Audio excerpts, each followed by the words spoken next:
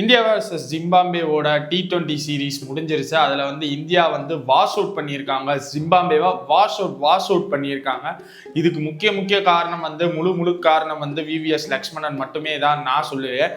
அதுக்கு வேற ஒரு சில காரணங்கள்லாம் இருக்கு. அதெல்லாம் சொன்னா அடிக்க ஆரம்பிச்சிருக்கீங்க. அதனால நான் சொல்ற காரணம் கோச்சா விவிஎஸ் லக்ஷ்மணன் ஸ்ரேயஸ் ஐயரை இந்த சீரீஸ்ல ஜெயிக்க வச்சுட்டாரு. ஒரு வழியா எவ்வளவோ கஷ்டப்பட்டு என்னென்னமோ பண்ணி அதெல்லாம் பண்ணல, ஒன்றும் பண்ணல.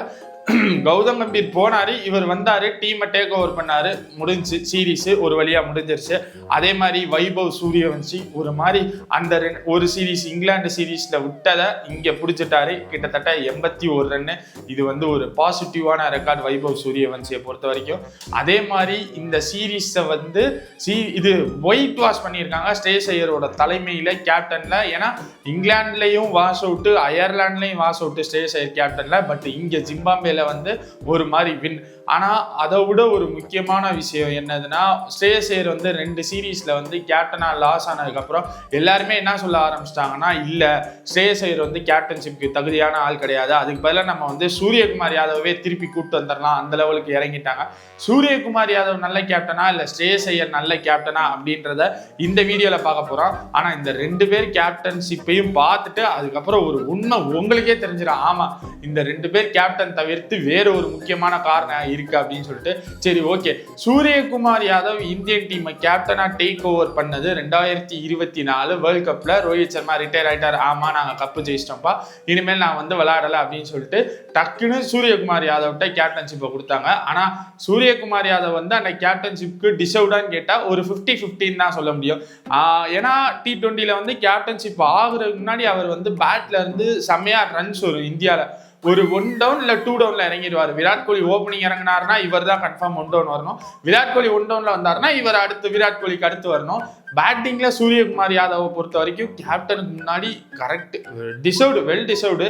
ஓகே, சூரியகுமார் யாதவ் கேப்டன்ஷிப்ல வந்ததுக்கு அப்புறம் அவரோட பேட்ல இருந்து ரன் வந்துச்சான்னு கேட்டா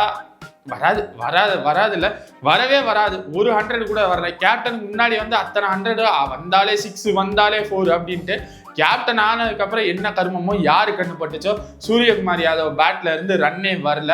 ஸோ சூரியகுமார் யாதவ் ரன்ஸ் பத்தி நம்ம பேச வேண்டாம், அவருக்கே தெரியும் நான் கேப்டன் ஆயிட்டேன்னா ரன் வராதா அப்படின்னு சொல்லிட்டு.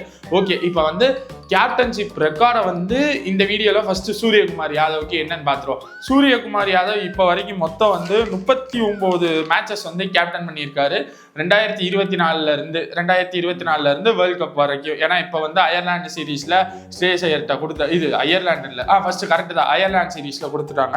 அதுல 39 மேட்ச்ல மொத்தம் 728 ரன் அடிச்சிருக்காரு. Highest run 84. அப்ப கூட 100 அடிக்கல. 2 வருஷமா 100 அடிக்காம அந்த மனுஷன் ஏமாத்திக்கிட்டு இருந்திருக்காரு.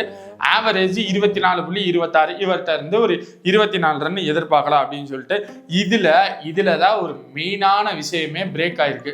இது மொத்தம் 2 தான் பிரிப்போம். இந்தியன் கிரவுண்ட் ஒன்று, சேனா கண்ட்ரிஸ் அது இப்போ இந்தியா, ஸ்ரீலங்கா, துபாய் பிச்சர்ஸ்லயும் T20 நடக்கும். Australia, south Africa, England, New Zealand இந்த மாதிரி பிச்சர்ஸ்லயும் T20 நடக்கும். இதுல ஒரு அதிர்ஷ்டவசம், துரதவசம், என்ன லக்கு எல்லாமே சொல்றது சூரியகுமார் யாதவுக்கு தான் முழுக்க அதிர்ஷ்டம் அடிச்சிருக்கு. ஏன்னு கேட்டீங்கன்னா, இவர் விளையாண்டதுல மொத்தமே கிட்டத்தட்ட பாதியில கூட 25 மேட்ச்ல இருந்து 29 மேட்சஸ் கிட்ட 25 மேட்சஸ் சரியா. இதுல 29 சாரி கரெக்டா சொல்லணும்னா 29 மேட்ச் இந்தியா, ஸ்ரீலங்கா, துபாய் இந்த மாதிரி ஏசியனுக்குள்ளேயே நடந்திருக்கு. மிச்சம் இருக்கிற எத்தனை மேட்ச் 29, அது போக ஒரு 10 மேட்ச் கிட்ட வச்சுக்கோங்க. அது அவுட் சைடு ஆஸ்திரேலியா, நியூசிலாந்து இந்த மாதிரி இடங்கள்ல நடந்திருக்கு. இதுல சூரியகுமார் யாதவோடது என்னன்னு பாத்தீங்கன்னா 25 மேட்ச் வின் பண்ணியிருக்காரு. இதுல 561 ரன் அடிச்சிருக்காரு. ஆவரேஜ் 29. அதே மாதிரி 4 மேட்ச் இந்தியாவில தோத்துருக்காரு. இந்தியாவில் ஏசியனுக்குள்ள தோத்துருக்காரு. அதுல வெறும் 44 ரன் அடிச்சிருக்காரு. ஹையஸ்ட் ரன் எல்லாத்துலயும் வந்துடும். ஓகே, ஹையஸ்ட் ரன்ஸ் 18, ஆவரேஜ் மொத்தத்துக்கே 11 தான் வச்சிருக்காரு சூரியகுமார் யாதவ். அதாவது இந்தியால சூரியகுமார் அவரோட கை ஓங்குது. ஆனா அவுட் சைடு இந்தியா விட்டோ இல்ல ஏசியனை விட்டோ வெளியே போனா அவரோட ரெக்கார்டு வந்து ரொம்ப ஒஸ்டா இருக்கு. அதை சொல்லிடு. சீனால மொத்தம் 7 மேட்ச் விளையாண்டுருக்காரு. அதுல 5 மேட்ச் வின்னு, 2 மேட்ச் லாஸ், மிச்ச 2 வந்து நோ ரிசல்ட், மழையினால ரத்து. ஓகேவா? இதுல வந்து 5 மேட்ச் வின்ல வந்து மொத்தம் 66 ரன் அடிச்சிருக்காரு. 24 ஹையஸ்ட், 16 ஆவரேஜ். அப்போ சீனா கண்ட்ரியில இவர் போனா இவர் பேட்ல இருந்து ரன் வராது அப்படின்றது ஒண்ணு தெரிய வந்துருச்சு. இதுல அடுத்தது வர்ற 7 மேட்ச் வந்து சீனாவில் கேப்டன் பண்ணியிருக்காருல, அதுல வந்து சவுத் ஆப்பிரிக்கா கூடயும் ஆஸ்திரேலியால மட்டும்தான் நடந்திருக்கு. வேற என்ன நியூசிலாண்டோ இங்கிலாந்துலயோ சூரியகுமார் கேப்டன்ஷிப்லயோ சூரியகுமார் யாதவ் தலைமையிலேயோ ஒரு இந்தியன் டீம் வந்து அங்க 2020 விளையாடவே இல்லை. இதுக்கு இப்போ ஒரு சில கூட்டங்கள் வரும். இப்போ வந்து இந்தியாவில தான் 26 வேர்ல்ட் கப் நடந்துச்சு. அதனால 26க்கு எங்க வேர்ல்ட் கப் நடக்குதோ அந்த கிரவுண்டு கண்டிஷனோ அந்த பிச்சு கண்டிஷனோ தான் தேவை அப்படின்னு சொல்லிட்டு வருவாங்க. சரி, ஓகே, ஆமா, நாங்க இல்லைன்னு சொல்லலை. அடுத்தது என்னதுன்னா, இந்த சேனா கண்ட்ரியில வின் பர்சன்டேஜ் நல்லா இருக்கு, பட் பேட்டிங் பர்சன்டேஜ் ஒஸ்டா இருக்குல்ல. அதுல நம்ம கேட்கலாம்ல. இதுலயும் இப்போ சவுத் ஆப்பிரிக்கால போய் வின் பண்ணியிருக்காங்கல்ல, அதுல வந்து மொத்தம் 4 மேட்ச் நடந்திருக்கு. 3 மேட்ச் வின்னு, 1 மேட்ச் லாஸ். அந்த 3 மேட்சுமே ஈஸியாலாம் வின் பண்ணல. ரொம்ப டஃப் சவுத் ஆப்பிரிக்கால. அதுல வந்து திலக் வர்மா, சஞ்சு சாம்சன்லாம் 100 அடிச்சிருப்பாங்க. பட் சவுத் ஆப்பிரிக்காவும் டஃப் கொடுத்தாங்க. இது சவுத் ஆப்பிரிக்கா கூட. இப்போ ஆஸ்திரேலியா கூட வரும். ஆஸ்திரேலியா கூட மொத்தம் 5 மேட்ச்ல 2 மேட்ச் வந்து நோ ரிசல்ட். இந்தியா 2 வின்னு, 1 வந்து ஆஸ்திரேலியா வின்னு. அதுல வந்து 2வது மேட்ச் வந்து இந்தியா 125க்கு all out, Australia easy win. 3 நாள்ல இந்தியா வின் பண்ணி கம்பேக் கொடுத்துட்டாங்க. ஆனா அதுலயும் ஒரு ஹைலைட்டான விஷயம் என்னதுன்னா, ஆஸ்திரேலியாவோட பி டீமை தான் கூட்டு போயிருக்காங்க. பவுலர்ஸ் யாருமே, ஸ்ட்ரீக் பவுலர் யாருமே கிடையாது. சொல்ல போனா நாத்தன் எலிஸ், சேனா பட், இந்த மாதிரி ஆஸ்திரேலியாவோட பி டீம் கூட தான் அந்த டீம் வந்து இந்தியா நம்ம போயிருக்காங்க. நீங்க கேட்கலாம், இந்தியாவோட பி டீமோட தானே போயிருக்காங்க அப்படின்னு சொல்லு. யாரு கிடையாது. அபிஷேக் சர்மா, இஷான் கிஷான், இந்த மாதிரி திலக் வர்மா, சூரியகுமார் யாதவ், சஞ்சு சாம்சன், இவங்க வந்து பி டீமான்னு கேட்டா கிடையாது. அப்போ இருந்த டைம்லையும் கிடையாது. ஏன்னா அவங்கெல்லாம் முன்னாடியில இருந்தே ஐபிஎல்ல விளையாண்டுருக்காங்க. இந்தியாலையும் முன்னாடி கொஞ்சம் மேட்சஸ்ல வந்து சான்சஸ் கிடைச்சிருக்கு, அடுத்த சான்சஸ் கிடைக்கல. ஸோ இப்போ ரெகுலரா சான்சஸ் கிடைச்சிருக்கு. இந்த வின்னிங் பர்சன்டேஜை வச்சுக்கிட்டு தான் எல்லாருமே ஸ்ரேயஸ் ஐயரை டாமினேட் பண்ணாங்க. ஸ்ரேயஸ் ஐயரை விட சூரியகுமார் யாதவ் ஒரு பெட்டர் கேப்டன். ஸோ சூரியகுமார் யாதவே திருப்பி கேப்டன் பண்ணலாம். இவர் ஸ்ரேயஸ் ஐயர் வந்து டீம்ல இருக்கட்டும், ஸ்குவாட்ல இருக்கட்டும் அப்படின்னு சொல்லி இப்போ ஸ்ரேயஸ் ஐயர் கேப்டன்ஷிப் ரெக்கார்டுக்கு வர. ஸ்ரேயஸ் ஐயர் வந்து இப்போ 2026 மொத்தம் 3 சீரீஸ் கேப்டன் பண்ணியிருக்காரு. ஒன்று இங்கிலாந்து கூட, ஒன்று அயர்லாந்து கூட, ஒன்று ஜிம்பாப்வே கூட. அயர்லாந்து கூட வாஷ் அவுட்டு, இங்கிலாந்து கூட வாஷ் அவுட்டு, ஜிம்பாப்வே கூட 3 மேட்ச்ல 3மே வின்னா அந்த சீரீஸ் வின்னு. இதுல ரன்ஸ் வந்து ஸ்ரேயஸ் ஐயர் வந்து 257 ரன் அடிச்சிருக்காரு. ஆவரேஜ் 42, ஸ்ட்ரைக் ரேட் 148, 2 50s, அதுலயும் 2 நாட் அவுட். 50ஸ்ல நாட் அவுட் கிடையாது. பொதுவாக அந்த 9 மேட்ச்ல 2 நாட் அவுட். ஹையஸ்ட் ரன் வந்து 80. சரியா? இது ஸ்ரேயஸ் ஐயரோட ரெக்கார்டு. இது எல்லாமே இந்தியாவுக்கு வெளியே நடந்திருக்கு. வெளியே நடந்த பிச்சர்ஸ்லேயே ஸ்ரேயஸ் ஐயரால இவ்வளவு பெர்ஃபார்ம் பண்ண முடியுது ஒரு சைடு. இப்போ ஸ்ரேயஸ் ஐயர் வந்து இன்னும் கேப்டன்ஷிப்ல வந்து ஓஹோன்னு இல்லை, பட் இருக்காரு, இல்லைன்னு சொல்லாம இல்லை, இருக்காரு. பட் இதுல கம்பேரிசன் என்ன பிரச்சனைனா, சூரியகுமார் யாதவும் நல்லா தான் கேப்டன் பண்றாரு, ஸ்ரேயஸ் ஐயரும் நல்லா தான் கேப்டன் பண்றாங்க. அப்ப இந்த 2 கேப்டன்ஷிப்லயும் இருக்கிற பெரிய பிரச்சனை என்னன்னு தானே கேக்குறீங்க.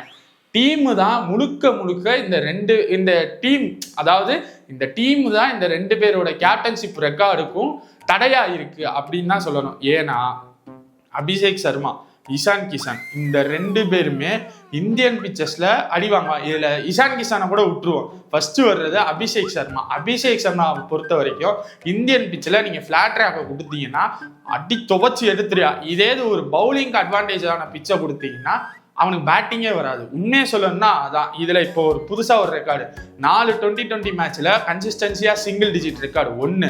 அடுத்து சஞ்சு சாம்சனை டிராப் பண்ணது காரணம் 3 இன்னிங்ஸ்ல வந்து அவர் சரியா பெர்ஃபார்ம் பண்ணல. லைக் இந்த அயர்லாந்து கூட பெர்ஃபார்ம் பண்ணல, இங்கிலாந்துல அவருக்கு வாய்ப்பே கிடைக்கல. அதனால சஞ்சு சாம்சனை டிராப் பண்ணிட்டாங்க. இப்போ அபிஷேக் சர்மா இந்த மேட்சஸ்ல இப்படி அடிச்சிருக்காரு. இப்போ அபிஷேக் சர்மாவை மாத்திட்டு சஞ்சு சாம்சனை கொண்டு வருவாங்களா?